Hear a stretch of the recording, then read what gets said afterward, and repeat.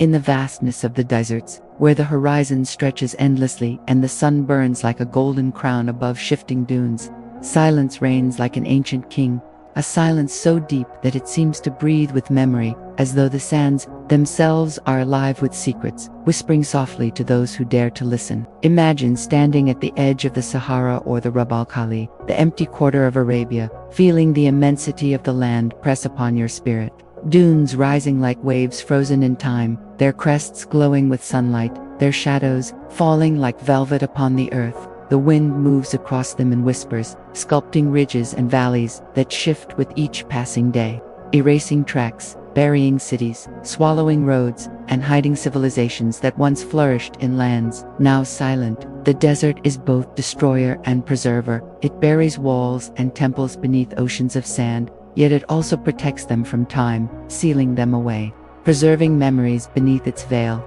To walk into the desert is to walk into eternity, where the past and present blend, where each grain of sand might hold the weight of empires lost, where silence itself becomes a voice older than kings. Picture the night in these deserts, the stars unfurling like an endless tapestry, brighter than anywhere else upon earth, each constellation glowing above dunes that stretch beyond sight.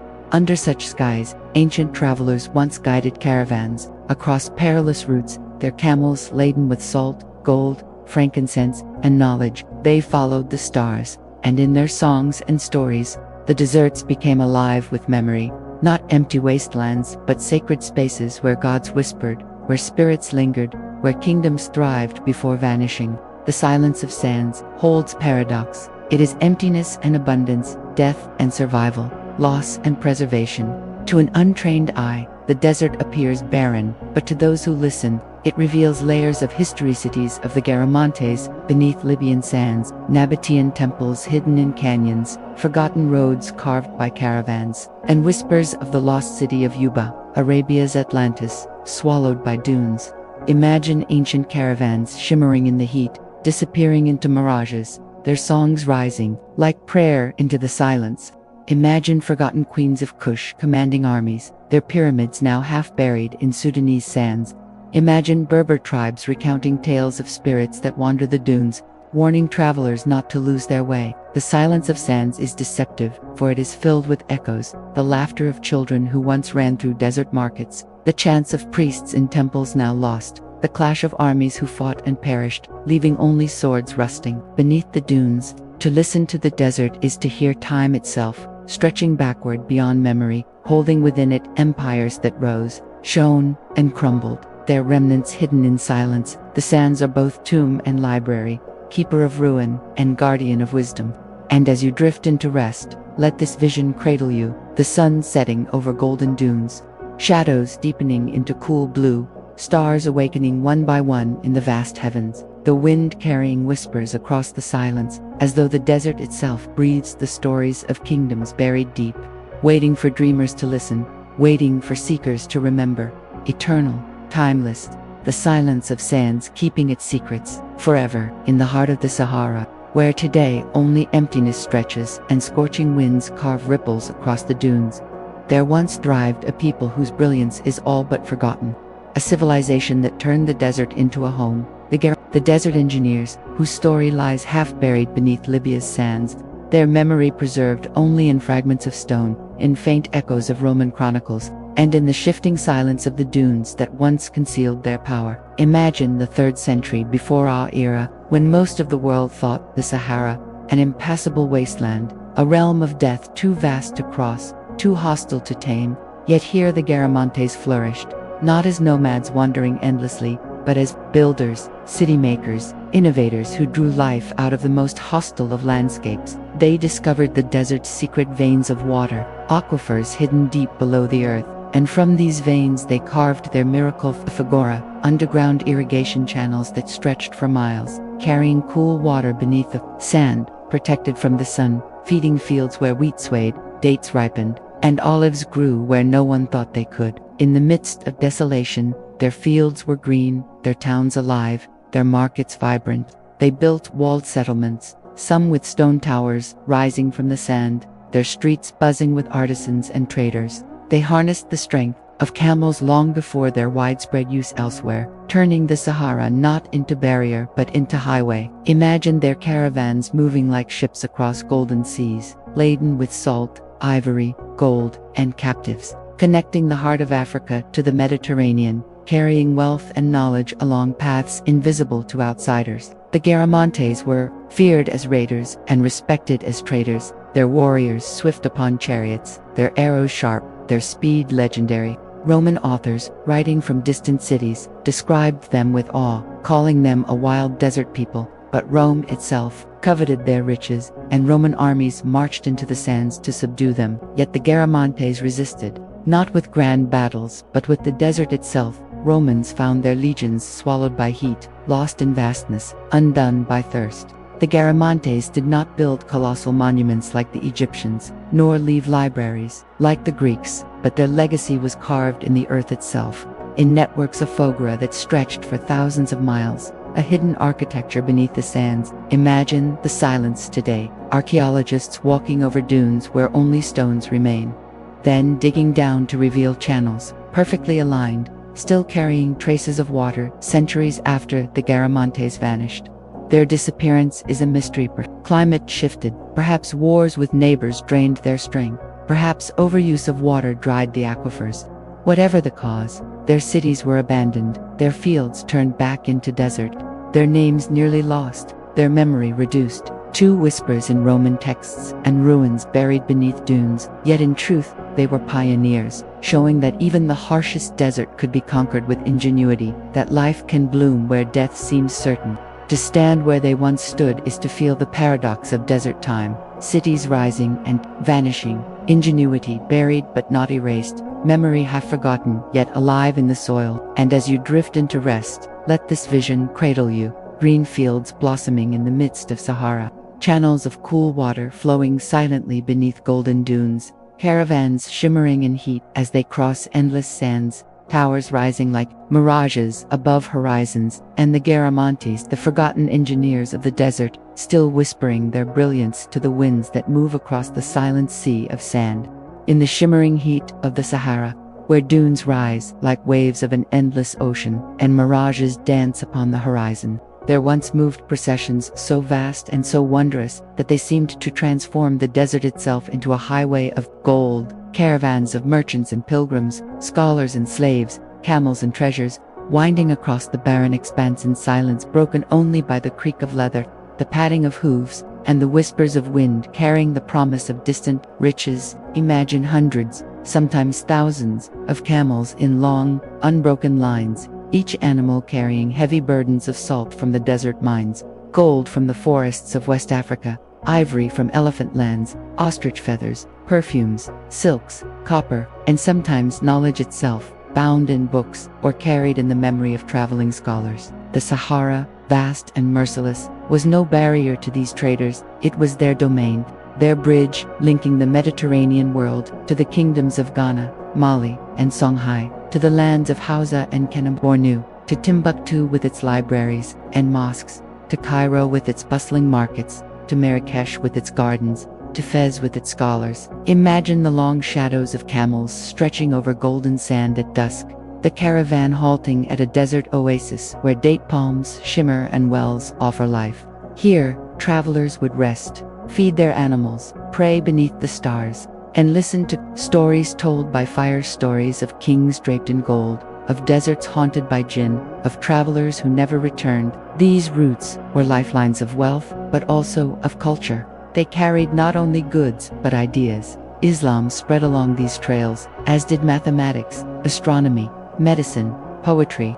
From the sands of the Sahara flowed knowledge that would enrich distant lands, while from the cities of the north came manuscripts, architecture, and the art of governance. Picture a caravan led by Tuareg guides, their indigo veils glowing deep blue, their eyes sharp and steady, their knowledge of the stars unmatched. Without them, no caravan could survive, for the desert is cruel to the unwise, its paths shifting daily, its mirages deceptive, its thirst unrelenting. They read the stars like maps, they knew the hidden wells, the rhythm of survival. Caravans followed them faithfully, trusting in their silence, their songs, their endurance. Some journeys took weeks, others months, crossing from Tagaza to Timbuktu, from Gao to Gotams, from Kambisela to Marrakesh. In their movement, the Sahara was transformed not a wasteland, but a sea of wealth, alive with the pulse of trade. Imagine arriving at Timbuktu in the 14th century, where caravans entered gates and markets erupted with color gold dust weighed against salt,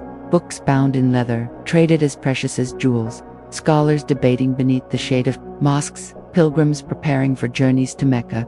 Here, the desert's silence gave way to voices of countless tongues, Arabic, Berber, Mand, Hausa, Songhai, all weaving into a tapestry of sound. At night, the stars shone above the city, the same stars that guided the caravans, linking heaven to earth, trade to faith, survival to wonder. Yet these routes were not without peril.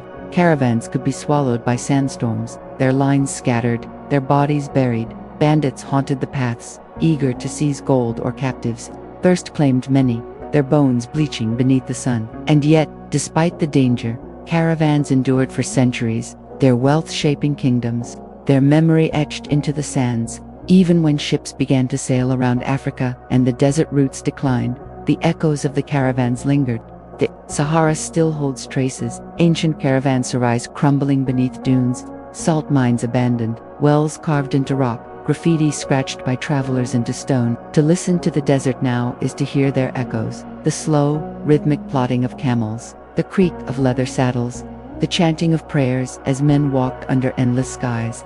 The caravans of gold were more than trade, they were bridges of humanity, binding north to south, desert to forest, people to people. And as you drift into rest, let this vision cradle you. Endless lines of camels stretching like rivers of shadow across dunes, merchants cloaked in flowing robes, stars glittering as guides in the night, oases shimmering with life, and the desert, itself alive with whispers of wealth and knowledge, carrying the eternal memory of caravans of gold across the silence of sands. In the heart of Arabia, where the Rub al-Khali, the empty quarter, stretches like an ocean of silence, there lingers a legend older than empires, a tale of a city so rich, so radiant, that its towers gleamed like stars and its markets overflowed with treasure, a city that flourished from frankincense and trade, only to be swallowed by the sands in a single act of divine judgment or desert fury. A place remembered in whispers as Uber, the Atlantis of the sands. Imagine traveling across this endless wilderness,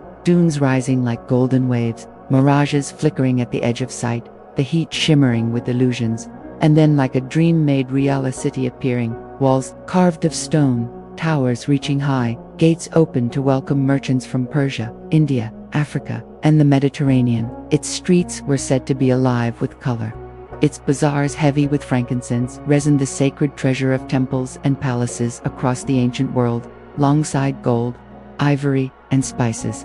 Caravans laden with wealth moved in and out of Uber, making it a jewel of Arabia, a hub of prosperity where cultures mingled and knowledge flowed. But the story of Uber is not only of splendor, it is also of pride, of downfall, of the warning written into myth. For Islamic tradition speaks of a people called Di, mighty and arrogant, who defied God and were destroyed by a storm that buried their city beneath the sands. Their home, Iram of the Pillars, with lofty columns rising to the sky, is believed by some to be none other than Uba, the city that vanished, erased from maps, yet never from memory. Imagine the desert storm, winds howling like spirits, dunes rising like tidal waves, towers trembling, walls collapsing, and then silence, the city gone, its streets buried, its life extinguished, its glory reduced to whispers beneath an ocean of sand.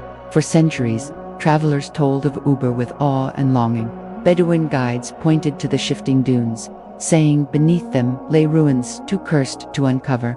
Poets sang of its beauty and downfall, weaving warning and wonder together. Western explorers, hearing these tales, dreamed of rediscovering Arabia's lost Atlantis. In the 20th century, satellites scanning the empty quarter revealed faint tracks, ancient caravan routes, converging upon a single point, deep in the desert. Archaeologists followed, and in the early 1990s, ruins were uncovered at in Oman, a collapsed fortress with deep wells, once a vital outpost of the frankincense trade. Was this the fabled Uber? Some say yes, that at last the Atlantis of the sands had been found, its towers fallen but its memory preserved. Others say no, that Uber was never one city, but many, a network of caravan hubs whose memory merged into myth.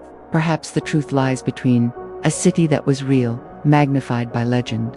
Its splendor transformed by centuries of telling into a place of impossible wealth and divine judgment. Yet whether fact or fable, Uber endures in imagination, eternal as the sands that hide it. Picture the modern desert at night, the stars glimmering above dunes that roll into infinity. Silence deeper than any cathedral, and beneath those sands, perhaps still, the bones of towers, the fragments of wells, the echoes of lives long gone. To dream of Uber is to dream of pride and loss, of wealth that could not save, of time that erases all yet preserves in memory. And as you drift into rest, let this vision cradle you, a golden city gleaming at the edge of the desert, caravans entering its gates, incense smoke rising like prayer, towers stretching to the sky. Then the sudden roar of storm, the swallowing silence of sand, and the legend of Uber, Arabia's Atlantis, alive still, shimmering in the vast emptiness of the desert, eternal in myth, waiting beneath the dunes.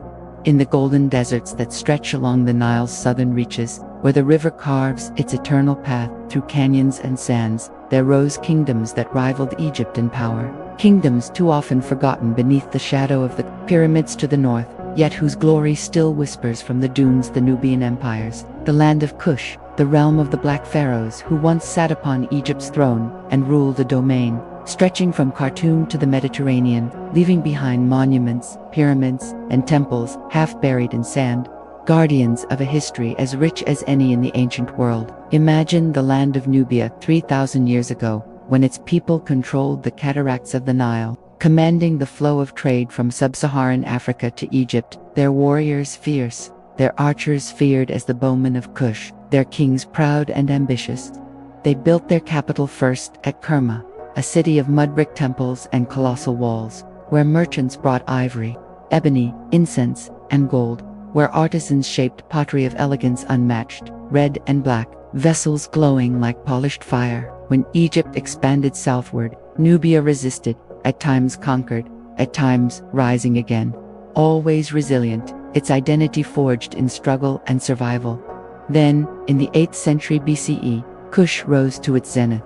From their new capital at Napat, the kings of Kush marched north, not as tributaries but as conquerors, and, in a reversal of history, they seized Egypt itself. For nearly a century, the pharaohs of Egypt were Nubian, the 25th dynasty, known as the Black Pharaohs. Imagine them standing in the grand temples of Karnak and Luxor, restoring monuments, reviving traditions, presenting themselves as heirs of the gods. They brought a flood of vitality, blending Egyptian forms with Nubian soul. Their reign a renaissance of faith and art. Kings like Pi, who proclaimed his divine mission to unite the Nile Valley, or Taharka, who fought Assyrians and ruled a kingdom stretching nearly 2,000 miles, left behind legacies sung in both Egyptian and biblical chronicles. Yet their time was not eternal. Assyrian invasions pushed them back to their homeland, but there they endured, building new capitals at Napata and then at Meru. And at Meru, the desert blossomed with pyramids, hundreds of them, smaller but more numerous than those of Giza, rising sharply from the sands, their golden tips catching the sun. Tombs of kings and queens whose names echo faintly across time. Imagine walking through Meru today, rows of pyramids standing silent, their walls carved with hieroglyphs that blend Egyptian gods with Nubian spirit, lions and rams guarding tombs, the wind sighing through broken stones, the desert holding their memory like a song. Kush was not only a kingdom of warriors, but of innovation. From Meru came iron smelting on vast scales, furnaces roaring like fire in the desert, turning their empire into the iron heart of Africa. Their queens, the Kandiks, were formidable rulers, warriors and stateswomen, commanding armies and negotiating with Rome itself. One Kandake Amanirinas famously defied the Roman Empire, leading her forces against Augustus's legions, capturing statues of Caesar and forcing peace on terms favorable to her people. The Romans, in AEW, described her as brave beyond belief. The memory of these queens lingers still, their statues standing fierce, their pyramids marking their power. Yet, as centuries passed, trade shifted, powers rose and fell, and Kush faded, its cities swallowed by sands, its pyramids left to the silence. The Black Pharaohs were almost forgotten, their story overshadowed by Egypt's fame, until archaeologists uncovered their tombs, their temples, their writings, and the sands gave up their secrets once more. Today, in Sudan's deserts, their pyramids still stand, not crowded with tourists, but solitary, windswept, majestic. Whispers of a kingdom that ruled empires, that turned deserts into capitals, that dared to sit upon Egypt's throne. And as you drift into rest, let this vision cradle you, the Nile gleaming beneath a red sunset, Kushite archers standing proud upon its banks, kings and queens ascending stone steps into golden pyramids, temples echoing with hymns to gods both Nubian and Egyptian, the sands swirling around their monuments, and the memory of Kush, the black pharaohs, still glowing beneath the eternal desert sky. In the golden silence of Sudan's desert, far from the crowded gaze of Giza, there rise hundreds of pyramids, sharp and slender against the sky, their stones weathered by time, their stories whispered by winds, monuments of forgotten dynasties, whose power once stretched across the Nile's southern kingdoms, echoes of a glory overshadowed yet undiminished. Imagine walking into the sands of Meru, where dunes ripple like a golden sea, and suddenly, before you, rise clusters of pyramids, smaller than Egypt's but more numerous, nearly 200 in all, their steep angles piercing the horizon, their tips once capped with shining ornaments that caught the desert sun like fire. These are the tombs of the kings and queens of Kush, the successors of the Black Pharaohs, rulers who built their own style of monument, blending Egyptian form with Nubian soul, creating something both familiar and unique. Step closer, and the carvings upon their walls speak hieroglyphs etched with care, scenes of rulers receiving life from gods, of queens depicted with divine lions, of spirits guiding them into eternity. Here, the candidates, warrior queens, rest alongside kings, their power immortalized in stone, their names surviving in whispers. Imagine Amanishakato, whose treasure of gold and jewels, hidden for centuries, dazzled the world when rediscovered. Imagine Amanirina's fierce queen who defied Rome, whose tomb may lie beneath these sands. Each pyramid is a voice, each ruin a story, each fragment of carved stone a memory of empires that once rivaled Egypt in faith and might. Unlike the colossal pyramids of Giza, these were built in clusters, intimate and numerous, their sharp slopes rising from the desert like a choir of stone, a chorus of memory. At dawn, the sun bathes them in red and gold. At night, the stars glitter above, reflecting in silence the eternity these rulers sought. But the pyramids of Sudan are also symbols of resilience, for they were raided, looted, broken at. Treasure hunters in the 19th century blasted their tops with dynamite, scattering ancient riches to the winds. Yet even broken, they endure, their silhouettes still commanding, their presence still profound. Archaeologists who wander among them feel the weight of forgotten greatness, hearing the echoes of chants once sung in temples, of drums once beating in coronations, of warriors once celebrating victories. These pyramids remind us that Egypt was not the only land of kings, not the only cradle of stone monuments. Kush, Meru, Napatal thrived, all built, all left their legacy in these pointed tombs that rise defiantly from sands. Imagine standing alone in Meru at sunset, the air cooling, the dunes glowing, the pyramids casting long shadows like outstretched arms of time. There are no crowds, no noise, only silence, broken by wind, as if the queens and kings still guard their rest. These pyramids, forgotten by many, are guardians of history, whispers of dynasties that deserve to be remembered. And as you drift into rest, let this vision cradle you, rows of slender pyramids rising against the desert sky, golden sands shifting around their bases, carvings of gods and queens glowing faintly in moonlight, stars above shining like eternal jewels, and the memory of Kushite rulers sleeping beneath stone, their voices still alive in the echo of the desert, their legacy preserved in the pyramids of Sudan, eternal sentinels of forgotten dynasties. In the vast silence of the Sudanese desert, beyond the clustered pyramids of Meru, there once rose temples whose stones glowed with the devotion of forgotten kings and queens. Shrines where firelight flickered upon carved walls, where chants rose into the open sky, where gods of Nile and desert were worshipped in harmony.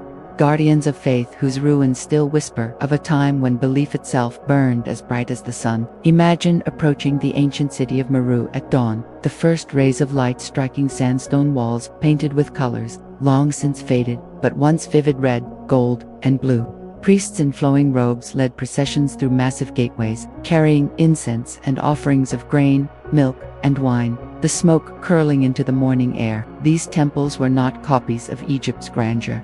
Though they bore its influence, they were uniquely Nubian, blending Egyptian gods like Amun, Isis, and Osiris with local deities, lions and rams, and desert spirits who guarded both life and afterlife. Within their sanctuaries, reliefs depicted rulers embraced by gods, queens portrayed as divine mothers, lions prowling as symbols of protection, and sacred fires burning before altars of stone. Imagine the chants, rhythmic and low, echoing against pillars, blending with the beat of drums and the ring of sistrums, until the temple itself seemed to breathe with faith.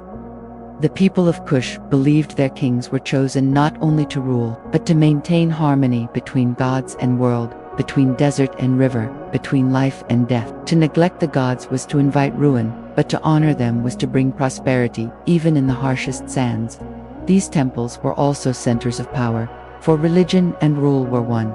Kings sought legitimacy through rituals at Mero's shrines, queens commanded respect through their devotion to deities, and priests wielded immense influence, keepers of sacred knowledge. Imagine a great temple to Amun at Napata, where oracles spoke, guiding kings with divine words, deciding wars, coronations, and treaties. Imagine smaller chapels scattered across the dunes, built to honor lion-headed Apidmark, the warrior god unique to Kush, fierce and protective, his image carved upon temple walls at Musawara, Izusafra, and Naka. His temples were filled with carvings of lions, elephants, and crocodiles, reflecting the richness of African nature, and his priests invoked his name before battles. To stand in these temples today is to stand amid silence, their stones weathered, their carvings eroded, yet still carrying power. Archaeologists uncover fragments of altars, statues of gods broken but majestic, inscriptions of prayers that speak of rulers, hopes and fears. The desert has swallowed much, yet it has preserved enough to remind us of faith that once burned like flame. Picture a queen kneeling before the altar, gold ornaments gleaming, incense curling upward, her prayers whispered not for conquest but for balance, for rain, for harvest. Picture the people gathering outside, bringing offerings, trusting that the gods listened through stone and fire. These temples connected the people of Kush not only to the divine but to each other, weaving society into sacred rhythm. When Meru fell, when its rulers vanished, when trade shifted and sands reclaimed its cities, the temples too fell silent, their fires extinguished, their chants ended. Yet in their ruins, faith lingers. The broken walls are not only relics, they are echoes, reminders of belief as old as the desert itself. And as you drift into rest, let this vision cradle you. Temples glowing in torchlight, priests chanting in the cool of dawn, lions carved upon walls standing guard, incense smoke rising into blue desert skies, queens whispering prayers to gods of river and sand, and the desert itself glowing with flames of faith. Eternal in silence, eternal in memory, the temples of Meru, still whispering their devotion through the sands of time. In the shifting sands of Nubia and Kush, where pyramids rise against the desert sky and temples glow with the memory of gods, there lived rulers whose courage and vision defied both desert and empire, queens and warriors whose names linger like fire in forgotten chronicles, guardians of kingdoms whose strength lay not only in armies but in resilience, wisdom, and defiance of conquest. Among them shone the Kandiks, the warrior queens of Kush, women whose power was absolute,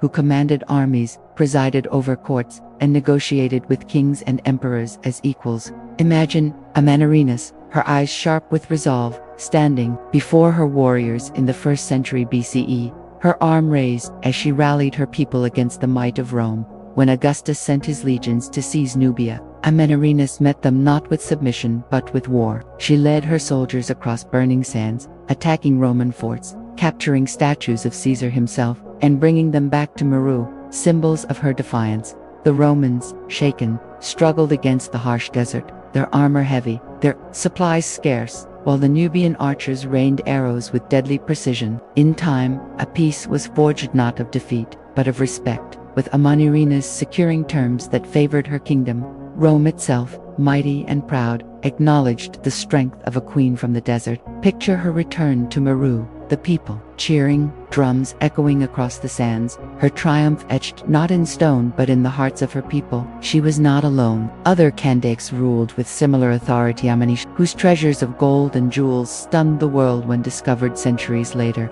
her tomb filled with ornaments that spoke of wealth and artistry unmatched. Shanaktakhet, one of the earliest ruling queens of Kush, whose inscriptions depict her as a pharaoh in her own right, wielding both crown and scepter. Amanator remembered for her building works, restoring temples, raising monuments, ensuring that faith and power endured. These queens were not shadows of kings, they were sovereigns, commanding armies, shaping diplomacy, embodying both mother and warrior. Around them stood warriors whose names echo faintly in history, archers of Kush, famed in Egypt and beyond, men whose bows were said to be so strong that no foreign soldier could match them, their arrows flying with deadly force. Imagine them arrayed on desert cliffs, their silhouettes sharp against the setting sun, their eyes steady, their arms drawing bows carved of African wood, their skill honed through generations. These archers served not only as defenders, but as symbols of Nubian pride, feared across empires.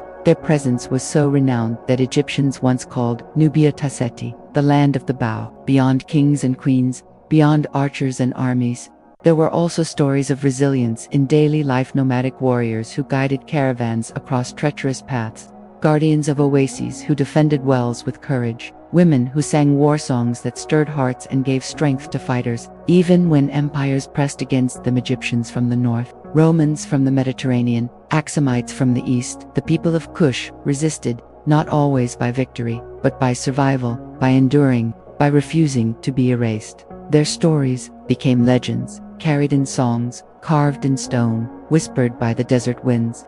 Today, when one stands among the pyramids of Sudan, the silence is heavy but alive. The broken stones remember queens who rode into battle, kings who forged alliances, warriors who drew their bows against empires, mothers who ruled as sovereigns. To close your eyes in that desert is to hear the echoes of drums, the cries of warriors, the whispers of queens whose spirits have not faded. And as you drift into rest, let this vision cradle you, a warrior queen raising her arm against Rome, archers lining the dunes, pyramids glowing in sunset light, temples echoing with prayers of resilience, and the desert itself carrying the eternal voices of leaders who refused to bow, the Kandiks and warriors of Kush, immortal in stone, immortal in sand, eternal in memory.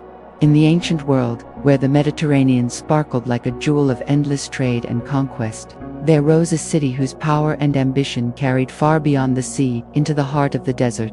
Carthage, the mighty Phoenician outpost that became an empire whose reach extended not only across coasts and islands but deep into Africa, where forgotten outposts stood at the edge of the golden dunes, guardians of a frontier where sea and desert met. Imagine Carthage in its prime, a city of harbors filled with ships, markets overflowing with goods, temples rising in splendor to gods like Balhaman and Tanit, its people masters of navigation, merchants of extraordinary vision. Yet Carthage was not confined to the sought wealth inland, sending expeditions southward across the Sahara, seeking gold, salt, slaves, and ivory. In the desolate stretches of modern Libya and beyond, archaeologists have found traces of their presence, forts of stone, wells carved deep, outposts where Phoenician inscriptions linger faintly, testifying to journeys across unforgiving sands. Picture Carthaginian traders riding with Berber guides, their camels laden with amphorae of wine, oil, and goods, exchanged for the treasures of the interior. The desert routes they pioneered would later become the arteries of trans-Saharan trade. But in their time, they were paths of mystery and danger, their caravans moving through landscapes where silence was absolute, where survival depended on wells hidden like jewels in stone. Legends speak of voyages even deeper into Africa, where Carthaginian merchants brought back tales of rivers that glowed like fire in sunset, of forests filled with elephants, of cities whose names are lost but whose memory lived in Carthaginian markets, where ivory gleamed and gold dust sparkled. Their knowledge of the desert was not complete, but their ambition pressed them forward, leaving outposts that stood as beacons on the edge of empire. Imagine the soldiers stationed there, their eyes scanning dunes that stretched to infinity, their ears filled with the sighing of winds, their lives suspended between Mediterranean and Sahara, between known and unknown. These outposts were more than military, they were cultural crossroads, where Phoenician gods mingled with Berber spirits, where languages interwove, where marriages and alliances created bonds between coast and desert. Carthage, always pragmatic, embraced these connections, using them to secure loyalty and trade. yet in the shadows of its greatness lay fragility. Rome, rising from the west, sought to dominate the Mediterranean, and when the Punic Wars erupted, Carthage poured its strength into sea and battlefields far from the desert. Hannibal's elephants crossed the Alps, but behind them, in Africa's sands, the outposts endured quietly, forgotten by history's grand stage. When Carthage fell, burned and broken by Rome, many of these desert stations withered, their stones swallowed by shifting dunes, their wells abandoned, their names erased. And yet the desert remembers. Archaeologists unearthing fragments of pottery, coins bearing Phoenician symbols, inscriptions etched in stone, reveal glimpses of a forgotten frontier, proof that Carthage's reach was not only maritime but terrestrial, that its hunger for wealth led it into the Sahara, where few dared to go. Today, standing at the ruins of such outposts, one feels the strangeness of their isolation. Stones crumbling in silence, sand piled against walls, sky vast and endless, the memory of Carthaginian merchants still alive in the stillness. To dream of these places is to imagine the mingling of sea traders and desert nomads, the flow of wealth across two worlds, the courage of those who stood between coasts and dune. And as you drift into rest, let this vision cradle you. Carthaginian ships, departing harbors heavy with goods, their caravans entering desert gates, wells carved deep in stone glowing with cool water, outposts standing proud against golden sands, and the silent endurance of empire at the desert's edge, where Carthage reached beyond the Mediterranean, and the dunes kept its memory eternal. In the sweeping deserts and rugged mountains of North Africa,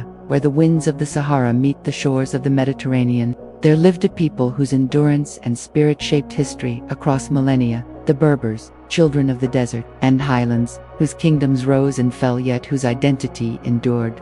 Warriors and mystics whose stories still echo in sands and songs, guardians of a legacy too often hidden in the shadows of larger empires. Imagine them centuries ago, long before Rome or Islam, carving their lives from oases and mountains, guiding caravans through endless dunes, tending herds, crafting pottery, singing songs beneath stars that glittered like fire across the sky. They were known by many names: Numidians, Mori, Lebubat. Together they carried an identity tied to land and sky, to freedom and resilience. When Carthage rose along the coast, Berber warriors became both allies and rivals, riding swift horses across plains, serving as mercenaries in foreign wars, yet always returning to their own tribes, their independence fierce as the desert winds. Imagine the Numidian cavalry, their speed unmatched, their riders guiding horses without bridles, their tactics bewildering Roman legions, their kings like Massinissa weaving alliances, building realms that stretched from the sands of Sahara to the blue waters of the Mediterranean. Their kingdoms were fluid yet strong, not bound by stone walls, but by loyalty, by tribe, by tradition, carried in songs and stories. When Rome conquered North Africa, they faced not passive subjects but defiant Berber clans, resisting from mountains, striking from deserts, guided by knowledge of land that no empire could claim.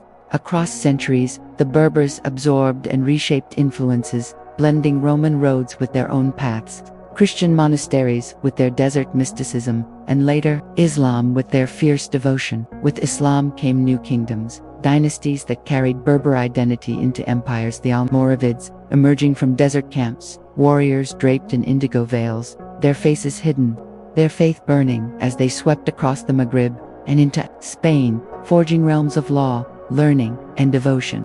Imagine their caravans of scholars and soldiers moving beneath desert stars, their prayers echoing with the winds, their empire shimmering like a mirage between Africa and Europe. From them rose the Almohads, visionaries and mystics who dreamed of unity, who built cities of grandeur, whose armies carried banners across seas and continents. Yet through it all, Berber identity remained rooted not in empire, but in sung in Tamazight tattoos carved upon skin, tales told around desert fires. Even their mystics left marks upon the sands, Sufi saints wandering into solitude, their shrines still standing in deserts and mountains, places where silence and faith intertwined. Picture a Berber caravan crossing Sahara, guiding camels through dunes, chants of prayer rising with the beat of drums, their wisdom reading stars as maps, their endurance carrying them where others would perish. These were not just traders, but keepers of knowledge, their oral traditions preserving histories when books were lost, their women guardians of language and memory, their warriors, protectors of freedom. Though many kingdoms passed Numidia, Mauritania, Almoravids, Almohads, Marinids, the Berber people endured, adapting, transforming, surviving. Their legacy is written in ruins of cities, in patterns of carpets, in rhythms of drums, in the desert itself that still carries their footsteps.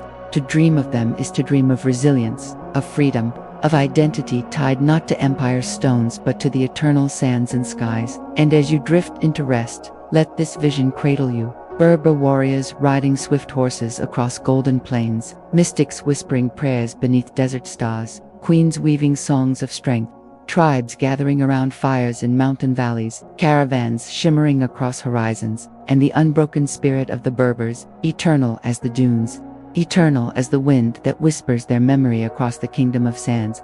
In the endless expanse of the Sahara, where dunes ripple like waves of a silent golden ocean and stars blaze with unbroken clarity, there roams a people whose presence is as timeless as the desert itself. The Tuareg, often called the Blue Men of the Sahara, guardians of roots, keepers of traditions, warriors, poets, and mystics whose indigo veils glow deep blue against the sand, a color that stains their skin as though the desert itself marked them with its eternal embrace. Imagine their caravans stretching into the horizon, camels laden with salt slabs from Tagaza, books bound in leather for Timbuktu's scholars, ivory and gold from faraway forests, their guides leading with knowledge born of centuries, reading stars as maps, dunes as pathways, winds as companions. They are a people shaped by silence, for in the Sahara, words are precious, carried softly like water. Their veils, the tagelmust, are more than cloth. They are identity, protection from sun and sand, symbols of adulthood, shields of mystery. Picture a Tuareg elder sitting by firelight,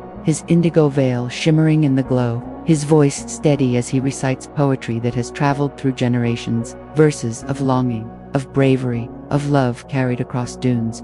Their women, unveiled, yet powerful, hold the heart of Tuareg culture, guardians of lineage and property.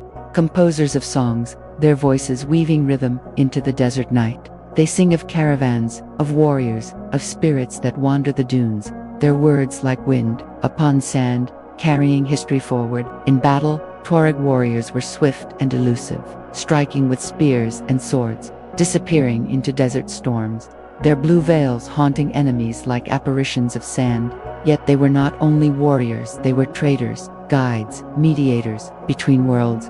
For centuries they controlled routes that bound West Africa to the north, their tolls shaping kingdoms, their knowledge sustaining life where death lurked in every horizon.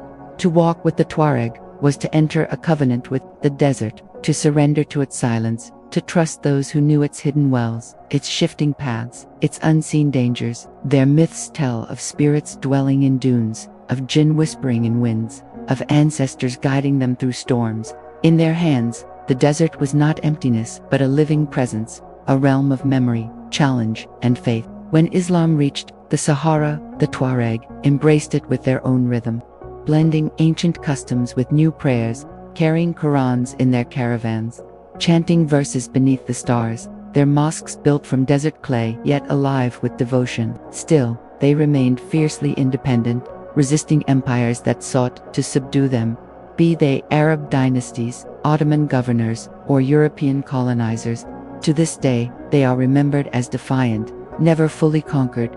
Their nomadic life, an act of resistance against borders and boundaries. Imagine standing in the Sahara at twilight, the sky painted red and violet, the sand cooling beneath your feet, and in the distance, the silhouettes of Tuareg riders appear, their veils glowing blue, their camels swaying in rhythm with the earth, their songs drifting like prayer through the dusk. To dream of them is to dream of freedom, of endurance, of beauty carried not in stone monuments, but in the poetry of survival.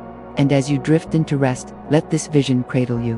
Blue-veiled figures, moving like shadows across golden dunes, campfires glowing in starlit silence, women singing verses that carry memory through time, warriors guarding the desert with pride, and the Sahara itself shimmering with their presence, eternal companions of the sands.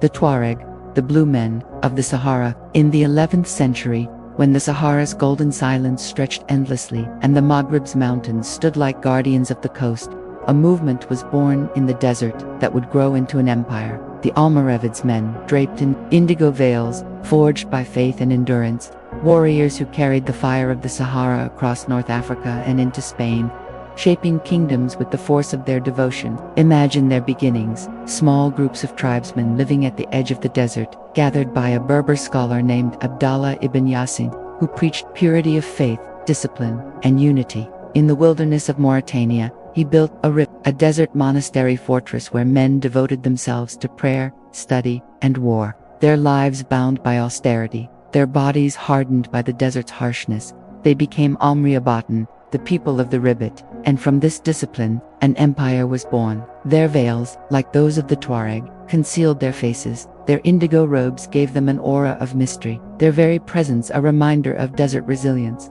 Imagine them setting forth from their Ribbit caravans transformed into armies, moving across the dunes with chants of faith, their banners fluttering in the wind. They swept through tribes and oases, uniting Berber clans under a single vision, until all the Maghreb trembled at their rising power. Their capital, Marrakesh, was founded in 1070, a city born in desert plain, built with red stone that glowed beneath the sun, its gardens nourished by ingenious irrigation, its mosques echoing with the call to prayer. Marrakesh became a jewel of the desert empire, a city where scholars gathered, merchants traded, and rulers commanded armies that stretched across continents.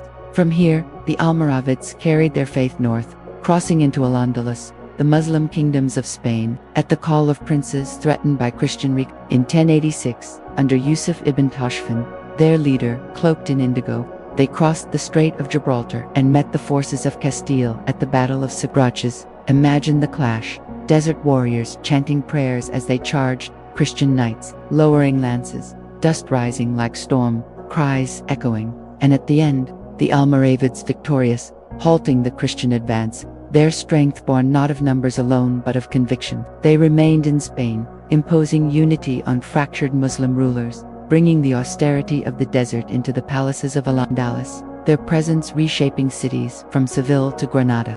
Yet their empire was not only of war, it was of trade, of learning, of architecture. Caravans flowed under their protection, carrying gold from West Africa, salt from the Sahara, books and scholars between Timbuktu and Marrakech. Their cities blossomed with mosques and palaces, their courts echoed with debates of jurists and poets, their faith guided their laws and their lives. And yet, as with all empires, their flame was not eternal. In Spain, their rigidity clashed with the rich culture of Andalusian courts, their authority resisted by both Muslims and Christians. In Africa, new powers rose: the Almohads, another Berber movement, mystics who accused the Almoravids of losing purity, who swept down upon Marrakesh, toppling their dynasty. The empire dissolved, its banners lowered, its rulers vanished, yet its memory endured. To stand in Marrakesh today, within red walls and gardens that still bloom, is to feel their presence. To walk in the Sahara where their rebats once stood is to hear their prayers in the wind. To gaze upon the mountains of Andalusia is to remember warriors cloaked in blue, carrying the desert into foreign lands. The Almoravids were more than conquerors, they were a bridge, carrying the spirit of the desert across seas, reminding the world that even from barren sands can rise empires that shape history. And as you drift into rest, let this vision cradle you. Indigo-veiled warriors riding across golden dunes, prayers rising with the desert wind, Marrakesh glowing red beneath the sun, ships crossing the strait to Spain, banners flying high in battle, and the memory of the Almoravid Empire shimmering like a mirage between desert and sea. Eternal in history, eternal in the whispers of the sands. In the vast emptiness of Arabia's Rub al-Khali, the empty quarter, where dunes roll endlessly like golden oceans and silence reigns, so deep that it seems to swallow time, there lingers a legend that refuses to fade, a story of a city swallowed by sand, remembered as Iram of the Pillars, Uber, the Atlantis of the sands. For centuries, travelers told of its towers rising above desert horizons, of wealth so abundant that frankincense smoke rose like constant prayer, of a people proud and mighty who defied heaven and were punished with sudden ruin. But for just as long, skeptics doubted, calling it a myth, a tale woven by poets and prophets. Yet even myths leave traces, and the desert, though silent, never forgets. Imagine the Bedouins guiding caravans through the empty quarter, pointing to dunes and whispering that beneath them lay ruins cursed and forgotten. They spoke of storms that came without warning, of voices carried by winds, of nights when lights flickered beneath the sands as though the buried city still breathed. For explorers of the 19th and 20th centuries, Uber became a dream man obsession. They combed ancient texts, studied maps, listened to the songs of nomads, hoping to find the fabled city. Then, in the late 20th century, technology reached where footsteps faltered. From satellites high above the earth, scientists traced faint lines in the desert, ancient caravan routes converging on a single hidden point. The world held its breath. Archaeologists followed these invisible paths, trekking into the empty quarter, guided by stars as old caravans once were, until they reached Shisa in Oman, where stones protruded from sand, remnants of towers collapsed into the earth. Excavations revealed deep wells, once lifelines of caravans, and walls that had once guarded a fortress. Here, some believed, was Uber, the Atlantis of the sands had been found. Yet even in discovery, mystery lingered. Was Shisar truly the legendary city, or merely a caravan station magnified by centuries of storytelling? Some scholars argued Uber was never one place but many a network of trade outposts that became one myth. Others believed that what was found was the shell of a greater city, its heart still buried beneath dunes yet untouched. Imagine standing at Shisar today, crumbled towers casting long shadows at sunset, stones scattered in silence, wells still deep, their water long vanished. The air carries no sound but the whisper of wind, yet if you close your eyes, you can almost hear the creak of camels, the shouts of traders, the hum of prayer rising from temples of forgotten gods. The frankincense caravans once passed through here, their resin so precious it was worth more than gold, burned in temples from Rome to India, its smoke carrying prayers across continents. Uber's wealth came from this sacred trade, and its memory endures wherever incense is lit. The fall of Uber, whether by storm, divine wrath, or the slow shift of sands, reminds us that even the greatest cities are fragile when built against nature. Its rediscovery, whether full or partial, reveals that myth and history are not separate but entwined. The desert may bury stone, but it preserves memory. And as satellites trace lines invisible to eyes, as archaeologists brush sand from fallen stones, as poets retell the story, Uber continues to live both found and unfound, both myth and reality. To dream of it is to dream of a city glowing like a mirage, caravans entering its gates, incense smoke curling into twilight skies, towers rising against the horizon, then sudden silence as dunes rise like waves and swallow it whole. And as you drift into rest, let this vision cradle you, the desert shimmering in moonlight, the ruins of Shisar glowing faintly, the faint echoes of voices beneath the sand, and the eternal mystery of Uber. Atlantis of the sands, alive not only in earth, but in imagination, a city that refuses to die, waiting in silence for dreamers to remember. In the crimson deserts of Jordan, where cliffs rise like walls of fire and canyons cut deep through stone, there lies a city carved not by wind nor time but by human hands. Petra, the rose-red city, half as old as time, capital of the Nabateans, a people who turned desolation into majesty, traders and builders whose vision transformed rock into palaces and tombs, whose story lingers in silence among canyons that still glow with memory. Imagine approaching Petra as travelers once did, not by open road but by a narrow gorge, the sick, its sandstone walls towering high, painted in waves of red, orange, and purple. The passage twists and narrows, the light dim footsteps echoing until suddenly it opens, and before you rises the treasury, Al-Khazna, its facade carved with impossible precision, columns and statues gleaming in sunlight, a temple that seems not of earth but of dreams. Here the Nabateans announced themselves, masters of stone, architects of eternity. Yet Petra was not only poverty, it was survival. The Nabateans were masters of water, in a desert where rain was rare and life precarious. They carved channels and dams, storing every drop, turning dry valleys into gardens, sustaining caravans, creating a city where none should exist. Imagine the sound of water flowing through hidden pipes, feeding fountains and baths, nourishing vines and orchards, a miracle of ingenuity hidden behind mountains of stone.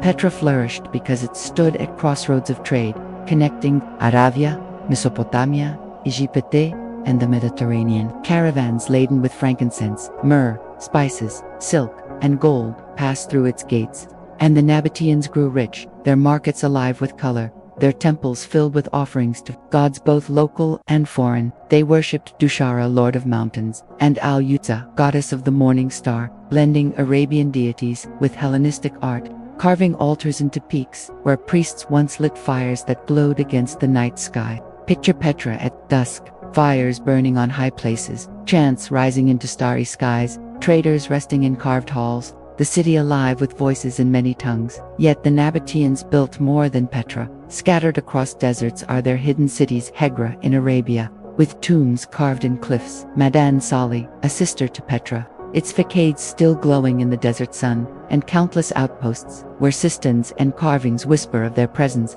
These cities were not merely stops for caravans, they were sanctuaries of faith, culture, and wealth, where desert silence was transformed into echoing majesty. But time is merciless. When Roman power expanded, the Nabateans were drawn into its orbit. In 106 CE, their kingdom was annexed, Petra becoming a Roman city, its grandeur preserved but its independence lost. Trade shifted, caravans found new paths, and Petra slowly faded. Earthquakes shook its stones, winds eroded its walls, until, by the Middle Ages, it was forgotten, known only to Bedouins who guarded its secrets. Speaking of a ghostly city haunted by spirits, for centuries, it was hidden from the world. Until in 1812, a Swiss traveler disguised as an Arab rediscovered it, stepping into the sick as ancient traders once had, gazing upon the treasury with eyes wide in awe. Today, Petra stands silent but alive, its facades glowing red at sunrise, its tombs echoing with wind, its canyons carrying the songs of a vanished kingdom. To walk there is to feel both grandeur and fragility, to sense the ingenuity of a people who carved eternity from stone, yet could not escape time's tide. And as you drift into rest, let this vision cradle you, a caravan entering the sick, torches flickering against towering walls, the treasury glowing like fire at dawn, cisterns brimming with captured rain, priests lighting altars on mountain peaks, and the Nabateans, masters of hidden cities, their spirit, carved into stone, eternal whispers in deserts that guard their memory. In the burning deserts of Arabia, where winds carried the scent of sand and silence, there once flowed roads not of stone but of memory, carved by footsteps and hooves. The frankincense roads, lifelines of trade that carried the most precious resin of the ancient world across kingdoms, across seas, into temples and palaces where its smoke rose like prayer. Imagine the source of this wealth: groves of frankincense trees in Dhofar, in Hadramaut, in the green valleys of Oman and Yemen, where the bark was cut and tears of resin dripped like pearls, harvested with reverence, dried in sun, stored in Kafkas. From these humble beginnings came treasures worth more than gold.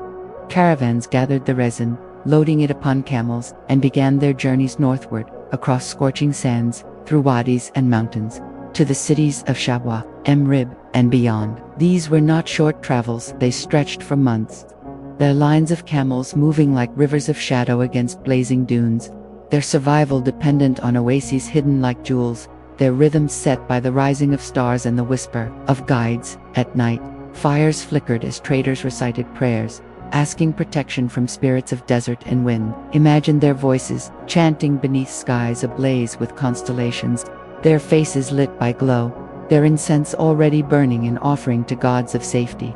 The frankincense roads were not only paths of trade but arteries of empire. Along them rose kingdoms: the Sabaeans, the Minyans, the Hadramites, whose power was built upon control of this sacred resin. Their cities were filled with wealth, their temples rich with offerings, their rulers commanding respect from far-off lands. In Emrib, the great dam turned desert into garden, its waters nourishing orchards whose fruits fed caravans. Priests lit frankincense at temples dedicated to Almaka, moon god of the Sabaean, the smoke curling upward, carrying prayers into heavens. Across deserts, the resin flowed into Egypt, where it perfumed tombs and temples, into Mesopotamia, where kings demanded it for their rituals, into Greece and Rome, where its fragrance filled baths, homes, and altars. In Jerusalem, it burned before the ark, a gift to God. To burn frankincense was not merely to smell sweetness, it was to invite the divine, to connect heaven and earth.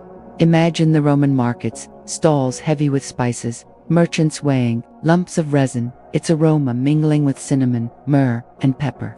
Roman writers described caravans so immense that they seemed endless, their camels numbering in the thousands, their wealth staggering. Pliny complained that Rome spent fortunes importing incense, its citizens addicted to its fragrance. Yet for those who traveled the roads, it was not luxury but life. The desert was perilous: sandstorms, thirst, raiders, exhaustion. Many never reached the end, their bones buried in dunes, their cargo lost.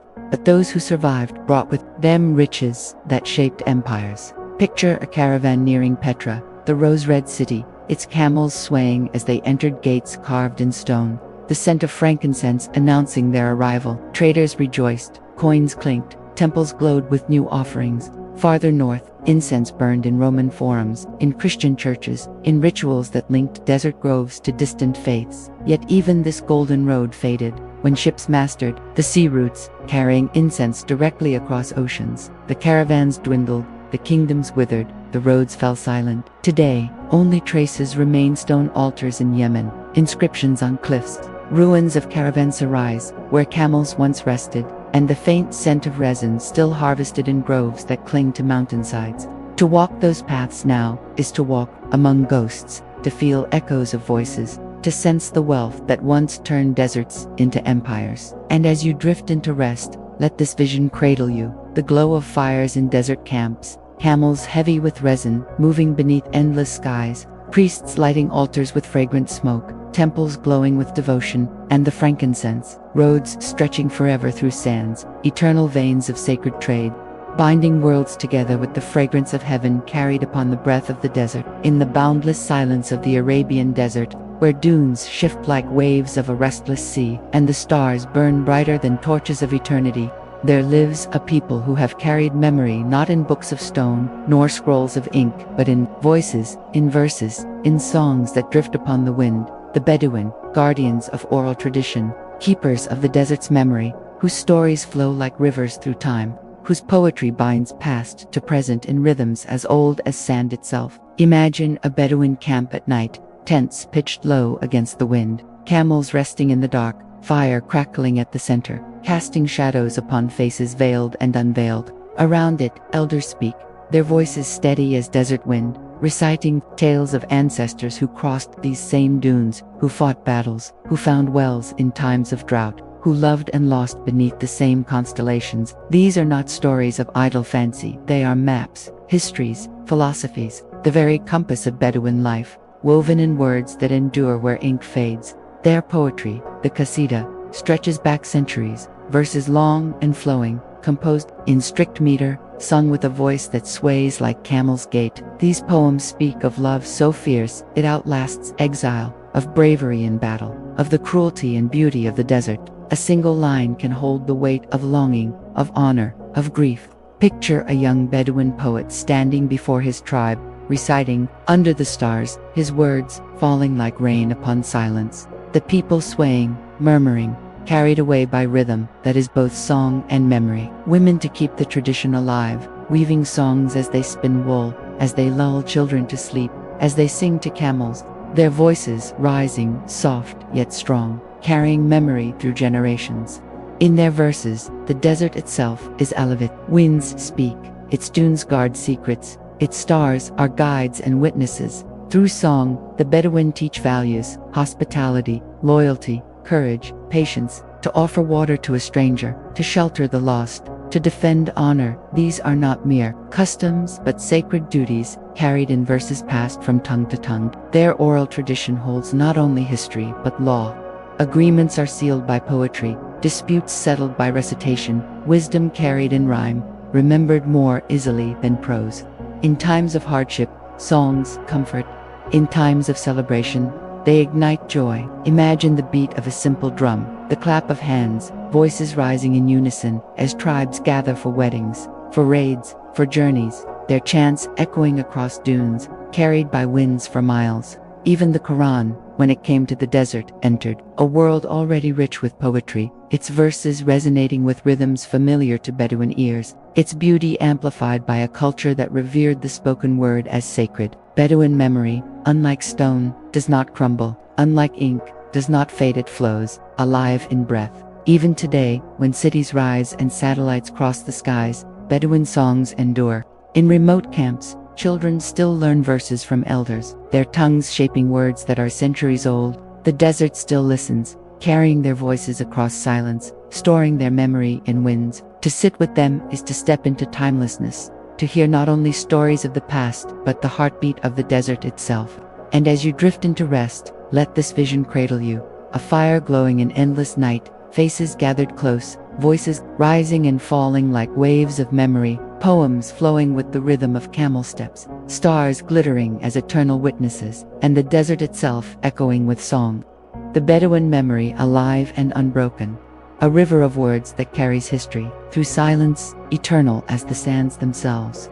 In the deserts where silence is deeper than oceans and winds erased footsteps within hours, not only cities and temples have vanished beneath the dunes, but libraries, sanctuaries of knowledge, places where wisdom once burned as bright as fire, now reduced to dust and memory, knowledge buried with empires, waiting like seeds beneath the sand.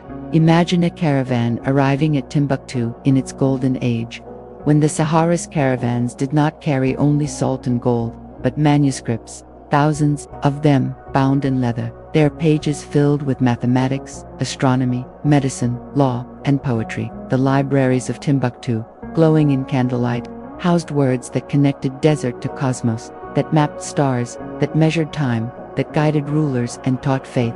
Scholars gathered in mosques and madrasas, their voices rising in debate, their pens scratching upon parchment, the sound of learning alive even in the heart of Sahara. But Timbuktu was not alone. Across the deserts, in oases and cities now forgotten, scrolls and codices were stored, knowledge that stretched back to Egypt and Greece, carried by traders, translated by scholars, preserved by devotion. Imagine the Library of Alexandria, though not in desert sands but near the Mediterranean, whose flames destroyed thousands of scrolls, its memory a wound upon humanity. Yet in desert silence, other libraries grew at Chingati and Mor, a city of books where families preserved manuscripts for centuries. At Gao and Walata, where knowledge was guarded in trunks and hidden from raiders. At Fez, where the Korowan library still endures, the oldest in the world. But many were not so fortunate. Wars, invasions, and time consumed countless works. Sandstorms buried monasteries. Raiders burned manuscripts. Neglect turned pages to dust. Picture a lone scholar, fleeing with a bundle of books tied to his camel, hoping to save at least fragments, his footsteps swallowed by the desert, his manuscripts perhaps buried with him. These were not mere books, they were voices, storing centuries of thought, of discovery, of art, medicine that healed, astronomy that charted heavens, poetry that comforted, law that governed, histories that remembered all silenced when flames or sands claimed them. And yet, in some places, fragments survive. In Timbuktu today, families still guard ancient manuscripts, hidden in trunks, their pages fragile but their words alive. Scholars now work to preserve them, to digitize them, to protect them from time and war. To touch such a manuscript is to feel the desert's breath upon your skin, to hear whispers of scribes who labored by candlelight, who believed that words themselves could defy death. Imagine sitting in a desert ruin at dusk, opening a crumbling book, its ink faded, its letters curling, and realizing that even as empires fell, knowledge endured in these fragile pages. Yet for every book saved, countless others are lost, buried beneath dunes, waiting for hands that may never find them. The desert, in its silence, is both destroyer and preserver. It erases, but it also conceals. Beneath sands may still lie libraries we have not found, scrolls untouched by centuries, knowledge that could transform how we see the past. To dream of them is to imagine a time when deserts were not only emptiness but centers of wisdom, where cities of stone and books stood together, where faith and science, poetry and trade, law and song all mingled in voices of scholars. And as you drift into rest, let this vision cradle you. Libraries glowing by lamplight in desert nights, scholars bent over parchment, the sound of pens scratching like whispers of wind, caravans carrying bundles of books across endless dunes, ruins concealing knowledge still waiting beneath sand, and the eternal desert watching, holding within its silence the voices of forgotten libraries, eternal, buried, yet never truly gone. In the silence of the world's greatest deserts, where dunes drift like golden tides, and wind erases every footprint within hours, lie ruins unseen, cities, temples, and roads buried beneath shifting sands, treasures of history hidden for centuries, waiting for hands that dare to uncover them. Whispers of civilizations rediscovered by archaeologists whose patience and vision bring the past into light. Imagine walking across the Sahara, an endless horizon of rippling dunes, heat rising in shimmering waves, the air empty of life, and then, beneath your feet, fragments of stone, shards of pottery, walls protruding faintly from sand. To the unknowing eye, they are nothing, but to archaeologists, they are voices of forgotten empires. Beneath Sahara's veil lie remnants of the Garamantes, desert engineers who built vast underground water channels called fogaras, their cities hidden beneath dunes until satellite imagery revealed traces of their streets. Imagine the awe of discovering irrigation systems stretching for miles under sand, proof that life once bloomed in a place now desolate. In Libya, buried towns are slowly being mapped, their walls rising again in imagination, their people remembered through fragments. In Mauritania, ruins of caravanserais crumble silently, where once caravans rested, fires glowing in starlit nights, merchants exchanging stories of gold and salt. Each stone, each carving, tells of a desert not empty, but alive with trade and faith. Across Arabia too, the sands conceal.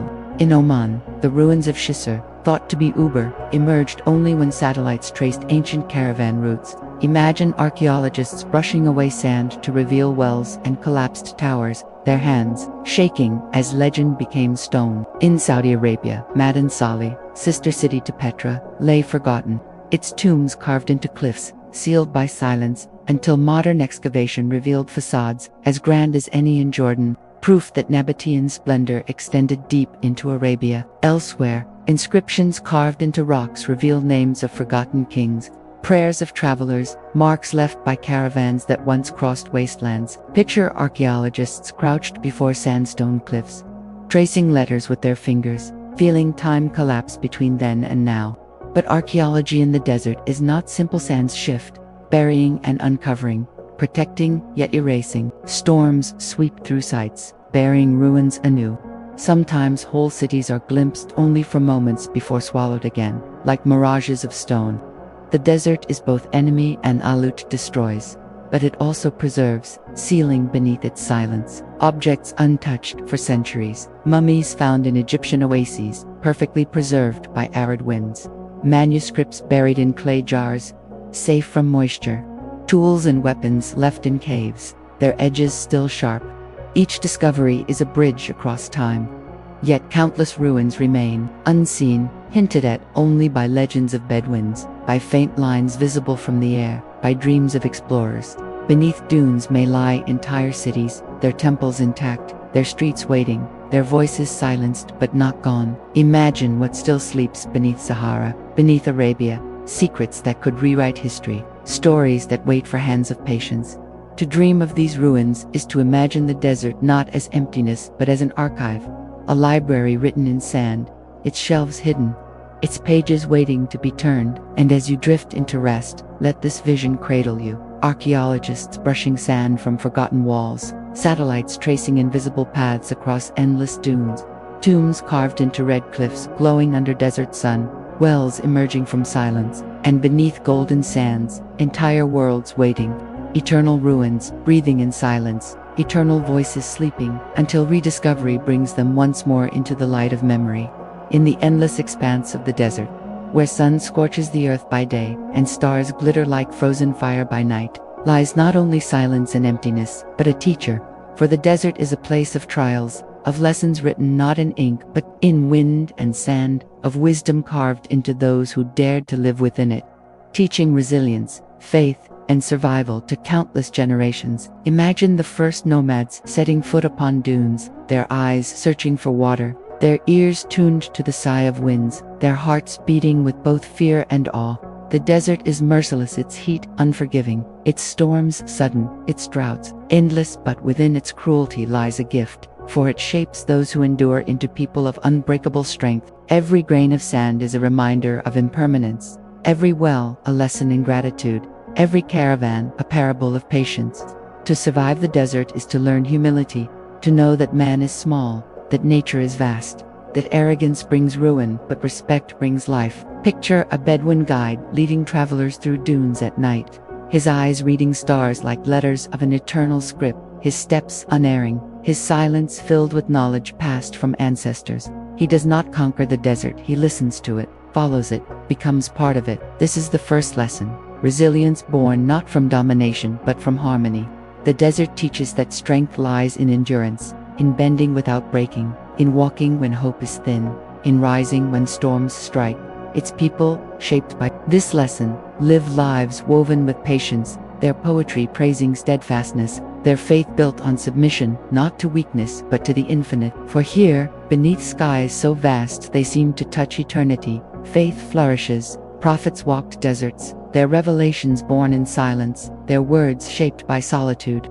Moses in Sinai, Muhammad in Arabia, found in the desert, not emptiness but presence, not silence but voice. In its stillness, the human soul opens, hearing whispers of the eternal. The desert strips away illusion, leaving only truth. Water is life, food is blessing, community is strength, and faith is survival. Imagine a tribe gathered at dawn, facing east, their prayers rising with the sun, voices carried upon the wind, their devotion made pure by the vast emptiness around them. In such places, faith is not ceremony but necessity, a companion as vital as water, and survival itself is an act of faith. To walk into the desert is to trust that wells will be found, that stars will guide, that sandstorms will pass. Each journey is a lesson in perseverance, each return a victory. The desert also teaches generosity, for in a place so harsh, selfishness is death, hospitality is sacred. To share water with a stranger, to shelter the lost, to feed the hungry is not only kindness, but survival of all. These customs became laws, woven into the fabric of desert life, carried in songs and verses, remembered as sacred duties. Even hardship becomes teacher.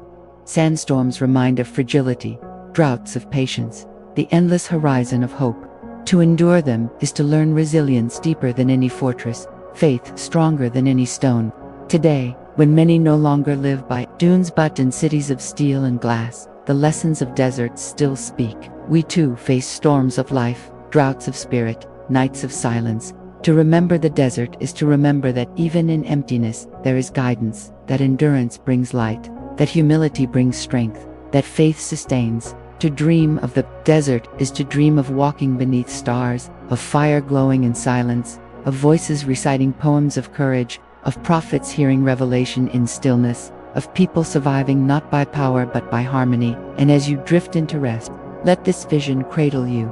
Endless dunes stretching beneath silver moonlight, caravans moving slowly yet steadily, prayers whispered into the wind, wells shining like jewels in the sand, and the eternal desert teaching, with silence and stars, shaping souls with resilience, faith, and survival. A teacher whose lessons are eternal as the sands themselves. In the golden silence of the world's deserts, where winds whisper like eternal hymns and the sands stretch beyond the horizon, carrying the memory of empires, kings, queens, caravans, and prayers, lies a truth deeper than stone, greater than conquest, older than memory itself. The eternal sands, timeless witnesses to all that has risen and fallen upon their surface. The desert has no beginning and no end, and yet within its vastness are the stories of humanity, fragile yet luminous, like stars scattered across a night sky.